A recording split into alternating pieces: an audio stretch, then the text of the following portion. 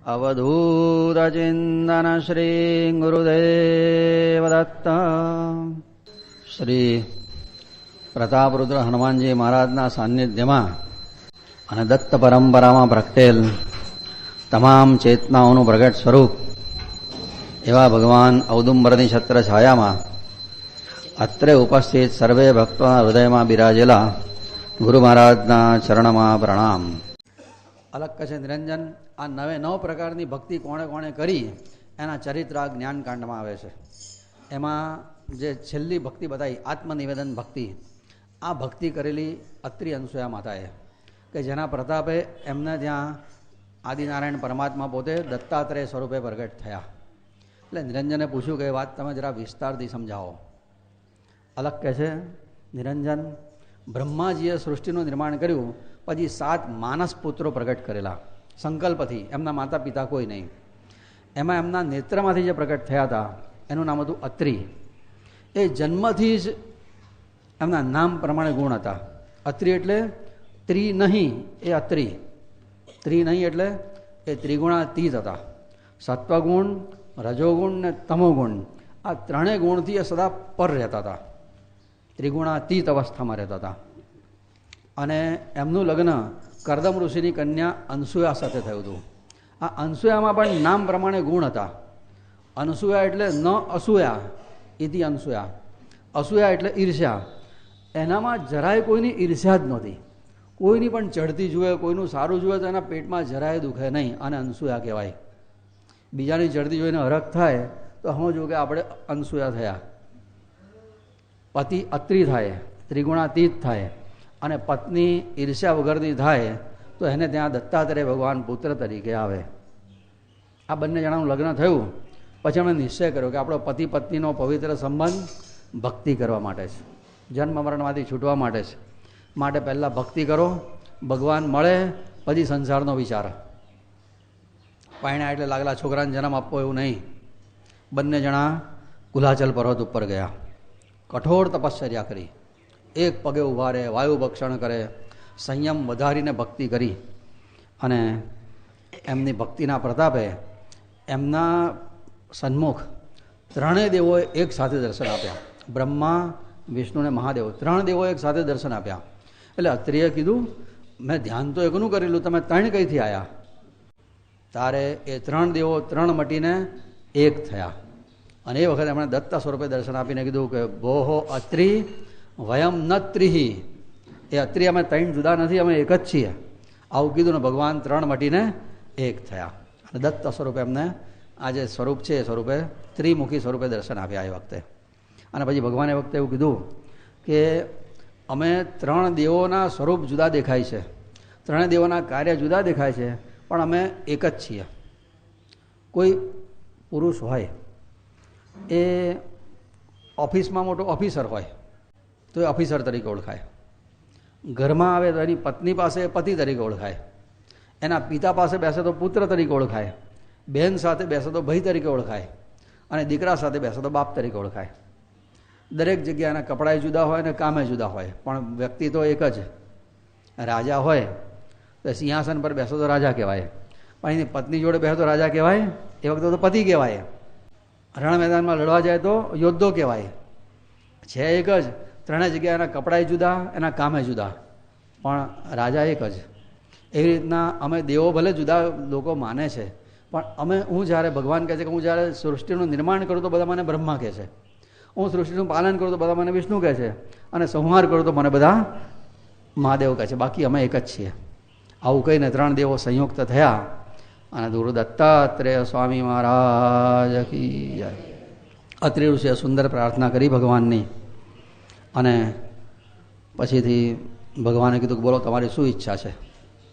ત્યારે અત્રિ અનસૂયા માતાએ કીધું કે ઈચ્છા તો શું હોય, તમે મળ્યા પછી બીજી કઈ ઈચ્છા હોય, પણ અમારે તો સતત તમારું સાનિધ્ય જોઈએ, અમારે સતત તમારું સાનિધ્ય જોઈએ. તમે દર્શન આપીને અદ્રશ્ય થઈ જાઓ તો ચાલે નહીં, અમારે સતત તમારા સંયોગનું સુખ જોઈએ છે. એ વખતે ભગવાને કીધું, જા, હું તને મારા સ્વરૂપનું દાન આપું છું. હું તને મારા સ્વરૂપનું દાન આપું. સ્વરૂપનું દાન આપું છું એટલે હું તારે ત્યાં પુત્ર તરીકે આવીશ.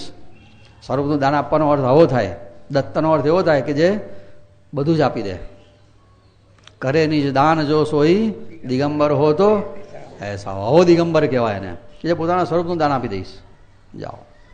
અને પછીથી અત્રે અનસૂયા માતા આ નર્મદાજીના કિનારે બરકાલ પાસે જે અનસૂયા આશ્રમ છે ને ત્યાં પોતે પધાર્યા અને પોતાનું ગૃહસ્થ આશ્રમ ધર્મનો પછીથી એમણે આરંભ કર્યો. અત્યાર સુધી લોકો તપસ્વી હતા. નર્મદાજીના કિનારે પધાર્યા છે. નર્મદાજીનો કિનારો ભક્તિ માટે શ્રેષ્ઠ માન્યો છે. રેવા તીરે તપઃ કુર્યાત અને મરણમ જાહ્નવી તટે. ભક્તિ કરવા માટે નર્મદાજીથી શ્રેષ્ઠ બીજી કોઈ જગ્યા નહીં નર્મદા કિનારાથી. અને મરવા માટે ગંગા કિનારો એ સૌથી શ્રેષ્ઠ. નર્મદાજીનો મહિમા બહુ છે. ભગવાન શંકરે એક વખત મૃત્યુંજયનું કઠિન તપશ્ચર્યા કરેલી, અમરકંટકનો જે પર્વત છે ત્યાં બેસીને, અને તપશ્ચર્યા કરે એટલે સાત્વિક ભાવ જાગે એટલે શરીરમાં ગરમી થાય. એ પરસેવો થયો મહાદેવજીને. મહાદેવજીનો પરસેવો જે વહેવા માંડ્યો તે થઈ ગયા નર્મદા. નર્મ એટલે આનંદ અને દા એટલે આપનાર, જે આનંદ આપે એનું નામ છે નર્મદા. ગંગાજી વિષ્ણુ ભગવાનના ચરણમાંથી નીકળ્યા, મહાદેવજીએ ઝીલ્યા અને મહાદેવજીના મસ્તકમાંથી નીકળ્યા. પણ નર્મદાજી તો મહાદેવના આખા દેહમાંથી નીકળ્યા. એટલે પરિક્રમા માત્ર નર્મદાજીની જ થાય, બીજી કોઈ નદીની પરિક્રમા નથી થતી. પવિત્ર ગણાય બધી, પણ નર્મદાજીનો આવો મહિમા છે. પરિક્રમા નર્મદાજીની જ થાય છે. નર્મદાજીની પરિક્રમા કરો એટલે સાક્ષાત ભગવાન શંકરની પરિક્રમાનું ફળ મળે. કારણ કે રુદ્ર દેહા છે, મહાદેવજીનો દેહ છે. સ્વામી મહારાજ કહેતા હતા કે ભાગીરથી વૈષ્ણવી ગંગા, જે ભાગીરથી ગંગા જે આપણે કહીએ છીએ ને હરિદ્વારમાં, એને વૈષ્ણવી ગંગા કહેવાય. ભાગીરથી વૈષ્ણવી ગંગા, બ્રાહ્મી ગંગા સરસ્વતી, સરસ્વતી એ બ્રહ્માજીની ગંગા કહેવાય. અને ઇયમ માહેશ્વરી ગંગા રેવા દક્ષિણ ભારતે, આ મહાદેવજીની ગંગા છે. ત્રણેય દેવોની એક ગંગા. બ્રહ્માજીની ગંગાનું નામ સરસ્વતી, વિષ્ણુ ભગવાનની ગંગાનું નામ છે ભાગીરથી, અને મહાદેવજીની ગંગાનું નામ નર્મદા. અદ્ભુત બહુ મહિમા છે નર્મદાજીની. કેટલી વાતો થાય.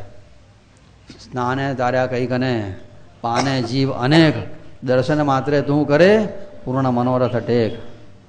આમની તપશ્ચર્યાથી પ્રકૃતિ ઉપર અસર થઈ. પ્રકૃતિને થાય કે આ પવિત્ર દંપતી આટલું પવિત્ર જીવન જીવે છે, એમને જરાય કષ્ટ ના પડવું જોઈએ. ત્યાં 12 મહિના મંદ શીતળ સુગંધીદાર પવન આવે. આવું સ્વેટર પહેરવા પડે એવો ઢાળ ના પાડે. ટેમ્પરેચર પણ કંટ્રોલમાં, ઉનાળો નહીં ને શિયાળો નહીં, બધું જ જરૂર પડતું જ એર કન્ડિશન લગાડ્યું હોય એવી રીતના કાયમનું. વરસાદ પણ જરૂર પૂરતો જ પડે, વધારે એની ઓછોય નહીં. જમીન ઉપરના કાંકરા એ પગમાં વાગે નહીં એવી સરસ મુલાયમ ધરતી, કાંટા કાંકરા વાગે જ નહીં, ચંપલ પહેરવા જ ના પડે. બધી જ પ્રકૃતિ અનુકૂળ એકદમ. વાઘ અને બકરી જોડે પાણી પીએ, વેર ભાવ ભૂલી ગયા હતા. આવો નંદનવન જેવો આશ્રમ, અને આનંદમાં એમના દિવસો જાય. તે ઇન્દ્રને પેટમાં દુખ્યો, બાપરે આમની તપશ્ચર્યાથી પ્રકૃતિ અમને અનુકૂળ થઈ છે. આ ધારે તો એ જે માગે તે ભગવાન બધું આપી દેશે, આ માગે તમારું ઇન્દ્રાસન હોવું આપી દે. એટલે ઇન્દ્ર ગયો વિષ્ણુ ભગવાન પાસે, જઈને કે કંઈક કરો, આમનું તપોભંગ કરાવો, નહીં તો આ માગશે ને તમારું ઇન્દ્રાસન હોવું જશે. વિષ્ણુ ભગવાન કે એમને કશી ઈચ્છા નથી, એ તો સાદું સંયમી જીવન જીવે છે, એ તારા ઇન્દ્રાસનને શું કરવા લાલચ રાખે? એ જોઈતું હોત તો પહેલાં જ ના માગ્યું હોત મારી પાસે. એમને કશી ઈચ્છા નથી. ઇન્દ્ર કે ના ના તમે ગમે તેમ કરો, પણ એમનું તપોભંગ થાય એવું કંઈક કરો. ભગવાન કે સારું તું જા, હું જોઉં છું. ભગવાને ઇન્દ્રની ઈચ્છા પૂરી કરવા નહીં, પોતાના ભક્તની કીર્તિ વધારવા માટે તૈયાર થયા.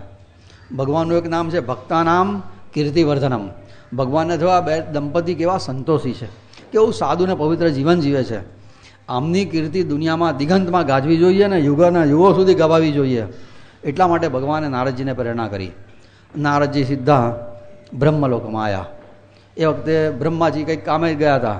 ભગવાનની લીલા, સાવિત્રી માતા બેઠેલા, એકલા હોય એટલે રાહ જુએ કોઈક મહેમાન આવે તો સારું. એ નારદ બહુ દાડા આવ્યો, દેખાતો નથી, શું છે, કઈ ફરે છે કે નારદજી કે આ ધરતી પરથી સીધો જ અહીંયા આવ્યો છું. હવે ધરતી પર જેવો આનંદ મળે છે ને હવે તમારા બ્રહ્મલોકમાં છે જ નહીં, એટલે ધરતી પરથી આનું મન જ નથી થતું કે છે. આ તો ભગવાનની આજ્ઞા એટલે આવ્યો, બાકી ધરતી પર જે આનંદ છે એવો આનંદ બીજે કંઈ નહીં. સાવિત્રી કે એમ બ્રહ્મલોક કરતાં વધારે આનંદ ધરતી પર? નારદજી કે હા, બ્રહ્મલોક કરતાં 100 ગણા આનંદ ધરતી પર છે. અને એમાં ધરતી પરના ઋષિ દંપતીઓ કેવું પવિત્ર જીવન જીવે છે. તમારું બ્રહ્મલોકનું સુખ એની સામે કોઈ હિસાબમાં નહીં. સાવિત્રી કે એમ એવા કયા ઋષિઓ? અરે બહુ એવા ઋષિઓ છે, પણ એમાં જે અત્રિના અનસૂયા તો આહા, અનસૂયા તો શિરોમણી, એના જેવી તો કોઈ સ્ત્રી થઈ જ નથી. તારો કોઈ હિસાબ નહીં એની પાસે. સાવિત્રીને થયું મારાથી ચડે? હા, 100 વાર ચડે. નારદજીને તો આ બરાબર અંદર હળગ્યું છે એટલે નીકળ્યા ત્યાંથી. સાવિત્રી બેચેન થઈ ગયા. બ્રહ્માજીની પત્ની છે પણ બીજાની ચડતી જોઈ અનુસૂયાની એને બેચેન થઈ ગઈ. ત્યાંથી વિષ્ણુ લોકમાં ગયા. ત્યાં લક્ષ્મીજી જ રાહ જોતા હતા, આવો આવો નારદ, બહુ દાડે. કંઈ નવા જૂની હોય તો કહો. નારદ કે નવા જૂની તો એક જ છે, ધરતી પરના ઋષિઓના આશ્રમમાં જે આનંદ છે વિષ્ણુ લોકમાં નહીં. વૈકુંઠ હવે ફિક્કું લાગે છે, હવે ત્યાંથી આવવાનું મન જ નથી થતું કે છે. એમ હું વાત કોણ આવી મારાથી ચડ્યાથી એવી કોઈ ખરી? હા, એનું નામ છે અનસૂયા. તો અહીંયા હળગાવ્યું ભાઈ ત્રીજી પાસે કૈલાસ પર્વત ઉપર. અહીં પાર્વતીને હોઉં તારા કરતાં ચઢિયાતી અનસૂયા છે, અને મારા કરતાં ચઢિયાતી આજકાલની છોકરી એમ મારાથી ચડે? નારદજી કે તારો શું હિસાબ? લક્ષ્મીજીએ કોઈ ક્લાસ નહીં, સાવિત્રીનો કોઈ ક્લાસ નહીં, તમે 3 જણા તો એની સામે કોઈ હિસાબ નહીં તમારો. તમારા ત્રણેય દેવો એમની સામે હાથ જોડીને ઊભા રહે, આટલું તેનું સામર્થ્ય છે. અને નારદજી તો પછી નીકળ્યા. ભગવાનની માયા કેવી છે, જે ભગવાનની પત્નીઓ છે પણ બીજાની ચડતી જોઈને એમના હું પેટમાં લાહી ઉઠી. સ્ત્રી જાતિનો સ્વભાવ છે, સ્ત્રીઓનો ખાસ આ નબળાઈ હોય છે, બીજાની ચડતી સહન ના કરી શકે. આવું લખ્યું છે ભાઈ. બાકી અત્રે અનસૂયા માતાને કોઈ આવી સ્વર્ગની લાલચ નહોતી, પણ આ 3 જગ્યાએ બરાબર હળગાવ્યું અને નારદજી પછી ત્યાંથી નીકળ્યા. અને પછીથી જે વાત થાય છે તે પછીના અધ્યાયમાં આવશે. આ અધ્યાયમાં આગ લાગે છે એની વાત આવે છે, પછીના અધ્યાયમાં આગ ઓલાવાની વાત આવશે. इति श्री दत्तपादारविंद मिलित ब्रह्मचारी पांडुरंग रंगदूत महाराज विरचिते श्री गुरुलीलामृते अलख निरंजन संवादे शक्तित्रय खेदोद्भवो नाम पंचमोऽध्यायः समाप्तः। अवधूत चिंतन श्री गुरुदेव दत्त।